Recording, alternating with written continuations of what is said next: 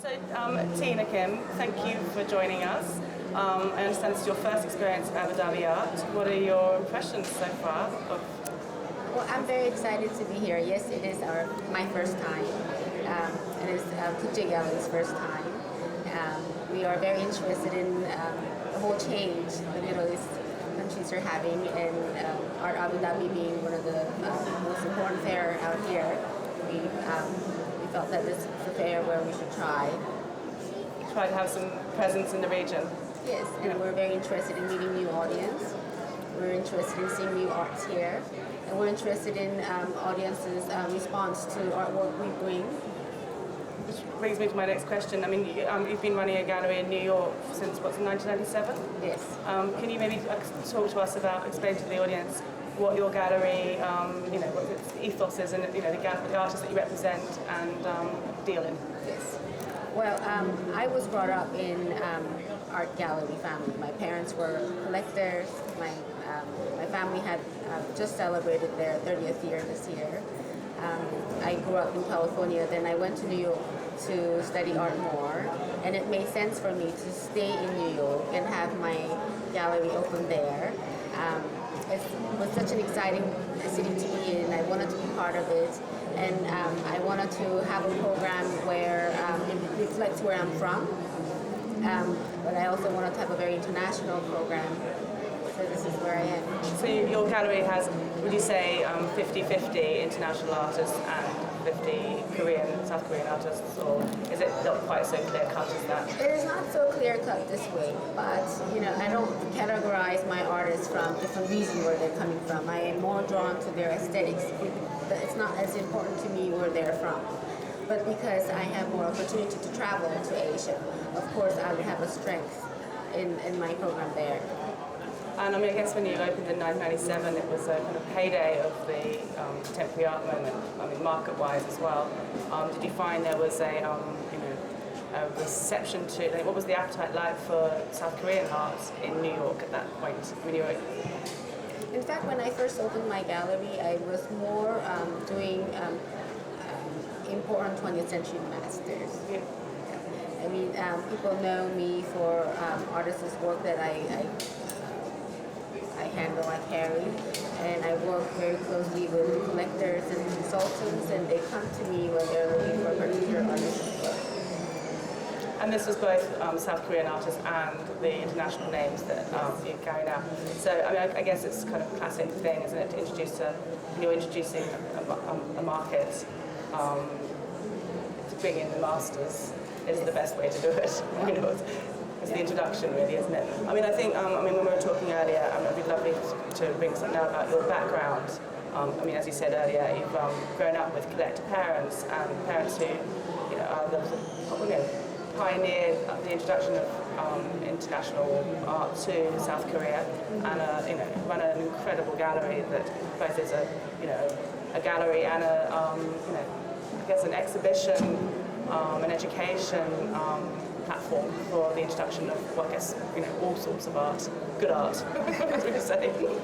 Can you please talk about growing up in this environment? So,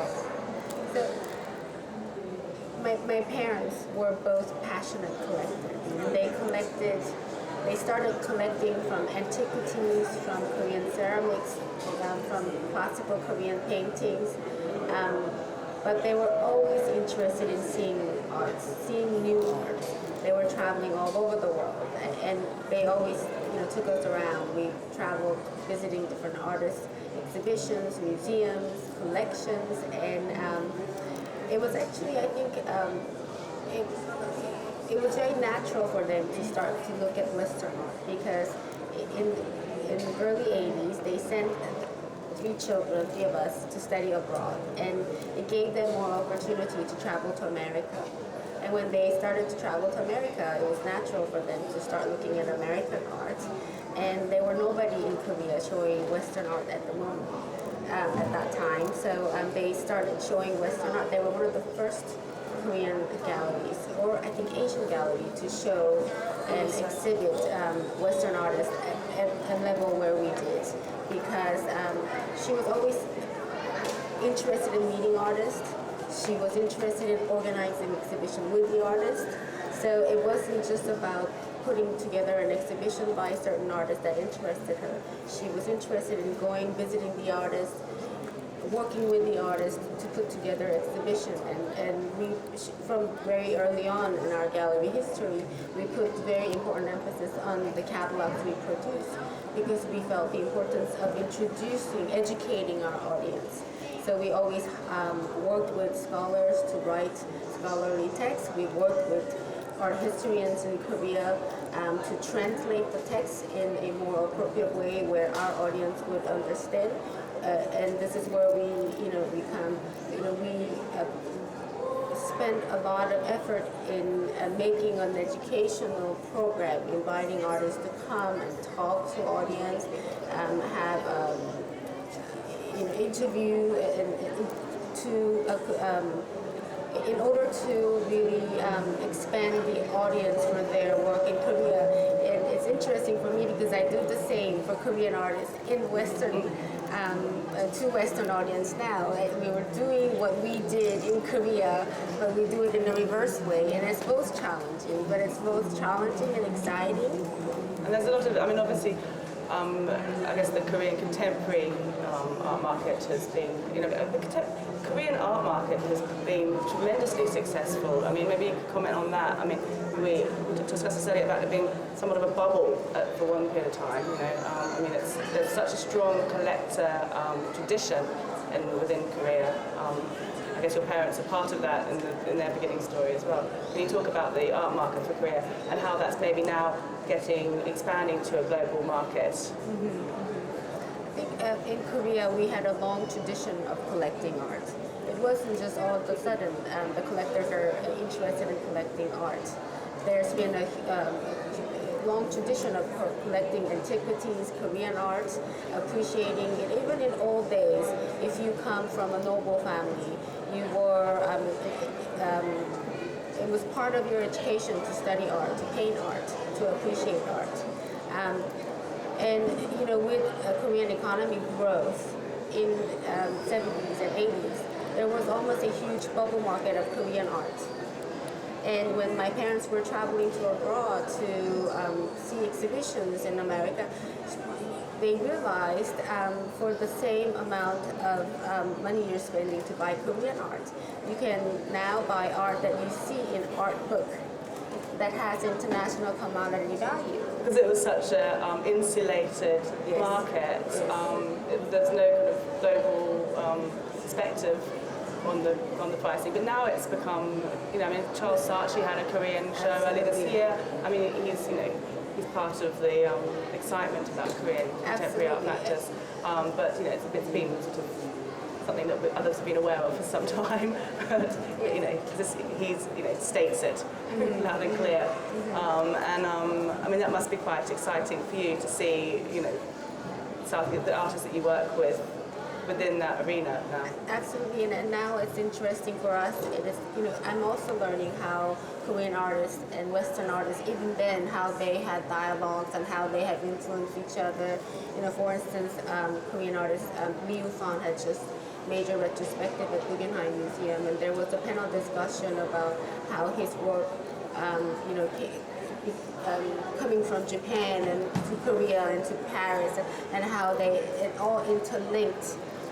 And I think it is a very important, interesting time now to go back and visit the modern Korean masters, and I think that would really more strengthen the Korean artists coming up today. We have so many talented artists working in international platform, and it is very important for us to take a step back and to see where they were influenced from. Where has this come from? I mean, there is within Korean art practice, it is a steady continuation. I mean, it's been a consistent trajectory, unlike some of the other neighbouring markets that have had success, maybe India or China. This has been it's been a kind of the trajectory is strong, and you can, and the work, I guess the work on the whole, I guess I could, a lot of people still working within South Korea are still referencing the past. Do you think some of the more internationally located people are still connecting back, or have they kind of paved their own way? Yes, that too, but I think it was interesting for me to see the change in Middle Eastern art, because in Korea we had a kind of censorship in the 80s. We had a movement of art called Minjung art, and these artists reflected the blue-collar workers' condition. It reflected the conflict of idea with military government in Korea. And during that time, in the 80s, these works were forbidden.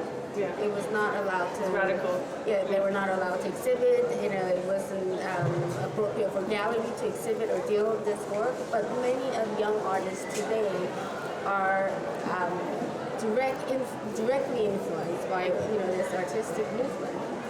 Exactly. It's no longer so much of an avant-garde. It's now part of the, I don't know, necessarily the neon-core.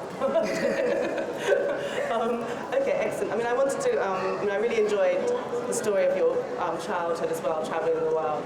And I think one of the things that I was most tickled by was that when you left school, you decided to go and do something completely different than go into art. I mean, can you tell us that how you kind of, I don't know, went off the path and came back to it? How did that happen?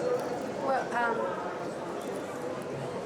I was brought up in a very saturated art,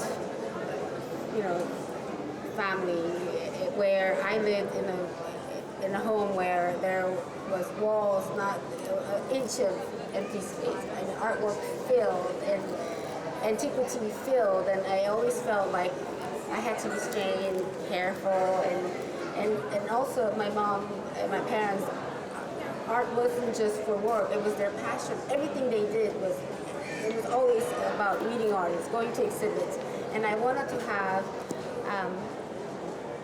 Sorry. it was like that. Yeah. I was in front of them everywhere. Give a little performance piece. Yeah. But at a certain point, I felt, oh my gosh, it's just too much on me. I should study something else so that I would be able to get a job. And I was good at math, so I studied mathematics and computer science. And when I went to college, on the other hand, my parents were incredibly generous. They're incredibly generous to let me study abroad, travel everywhere I go. I wanted to go. I studied in China, I studied in Japan for a year, then I went to Europe. And in London, when I was studying there, I took an art connoisseurship course where a docent took a bunch of us to see, visit different art exhibitions at different galleries. And one gallery I remember, we went to National Gallery in London, and there was this giant, painting by Frank Stella. And I looked at it and I thought, wow, but I know Frank, and I had no idea he was such an important artist. then that whole experience of taking this course made me realize what privilege I had. The access you had, and also being at the table with these people in a very sort of familiar and informal way, as within your home, really. I think it's also one of the things as well that you share some of the artists that your mother's gallery has, which is a nice sort of continuation. I mean, you're kind of you're running your own gallery in New York, but there's a affinity between the programs and the stable of artists. But these are artists you grew up with as well. I mean, these are artists that have known you since you were, I know. I was telling you when I was young. And some of them, I hope they stop calling me Baby Tina, because I was always Baby Tina, and I tell them I'm Mommy Tina now. But it's nice because I think, because of this early privileged situation I had, I think I can connect with the artists as I know that they are just like us, and I know what to say, what not to say, and I know how sensitive they are. And I think because of this, I am able to work with artists in a very close relationship where they're able to trust me to because we work on exhibitions 2 years in advance. We work on exhibitions to, we go in productions with them, and huge commitment. It's a huge commitment and huge trust that we put on each other.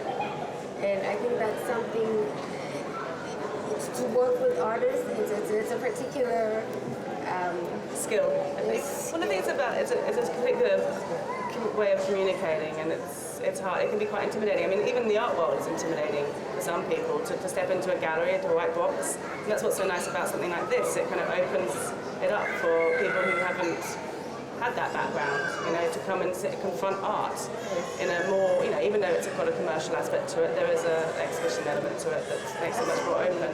And and artists can be kind of, it's like the intimidating creatures, but they're very sensitive. They're sensitive. Yeah. But that's very interesting. I mean, I think it's nice to look at there's two things I'd like to ask you. One is really about how your gallery extends, because you've got a similar stable of artists, and I know that you are doing. You're promoting Korean art in New York, but you're also doing projects with the established international names you're working with. That's maybe a more cutting edge or experimental, or maybe more kind of ephemera, kind of small projects. Maybe you can talk about that and how your mother's gallery has got this sort of established name to it, whereas yours has got that stable of artists and a really strong reputation. But you've got a bit of, you're liberated from that duty in a sense to do everything on a kind of mega scale, I'd say. I mean, it is a very fine line. I don't I don't try to say, this is my gallery, this is her gallery, and it is, people do ask, what is Tina Kim, what is Gupta Gallery? I think for me, because it's so natural, because I've been doing it so long, it doesn't bother me either which way. I like having my own gallery in New York because I can do more experimental projects, and I can do more spontaneous projects. I think the work program at Quick J, as I said, we plan exhibitions 2-3 years in advance. And in New York, I can do something more. Next month. Yes. And sometimes in today's art world, that is very important. There's a certain quick response to certain things. It's nice. It's nice to be able to act like that, and then be very considered and take your time and have some scholarship. But it's good to play. One of the things I wanted to ask you as well is about South Korean art. Is there anything that are there any kind of defining characteristics of contemporary art within South Korea at the moment? Is there something that you think is a kind of style that is shared, or from my brief research into it, there was a sort of shared visual language that came across, but then there were very sort of standalone artists within that. I think there's not one particular style in Korea. There are many.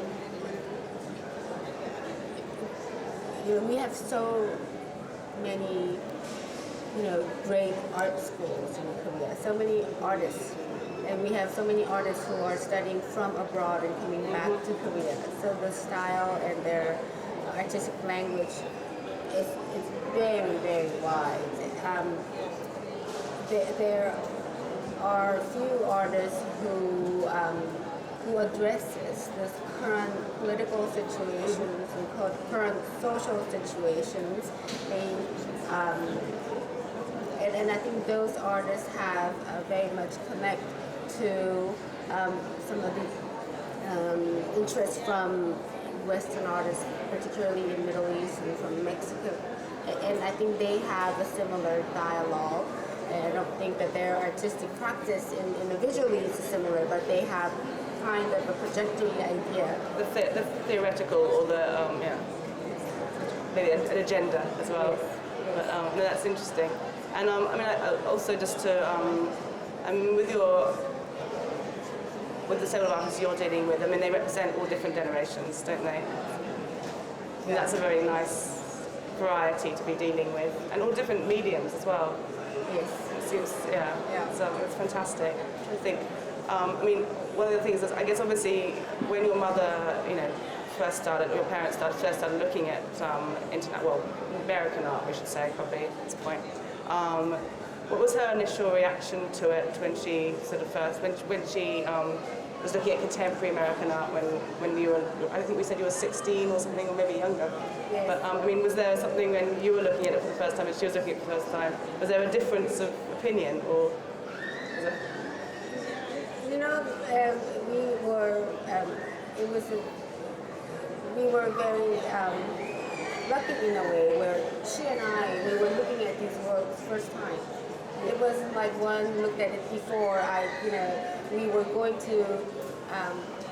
I remember the first time when we went to Whitney Biennial together, and we looked at each other and said, "That art? Wow, that is very challenging." But I don't think she but it was more her vision, really.